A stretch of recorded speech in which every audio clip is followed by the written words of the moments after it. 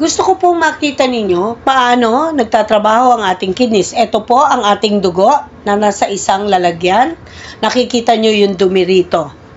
Ito naman po ang ating kidneys na may filtering capacity. Yan po yung nephrons na nagsasala ng lahat ng dumi sa ating kidneys. Isasalin po natin ang dugo natin at dadaan po ito sa ating kidneys.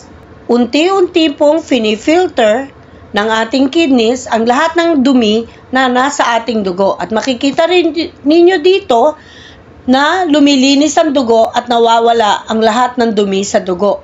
Ito naman pong malinis na dugo ang babalik sa ating circulatory system sa buong katawan natin. Kaya kung marumi ang ating dugo at sira ang ating kidneys, ang filtering capacity ng kidneys, hindi magagawa ng kidneys ang trabaho niyang magsala. Kaya sa mga nasira na ang kidneys, dahil hindi na po niya kayang i-filter ang dumi sa ating dugo, yun po yung mga nadadialysis at ang masina ang gagawa upang ihiwalay ang dumi sa ating dugo. So kailangan panatiliin natin healthy ang ating kidneys.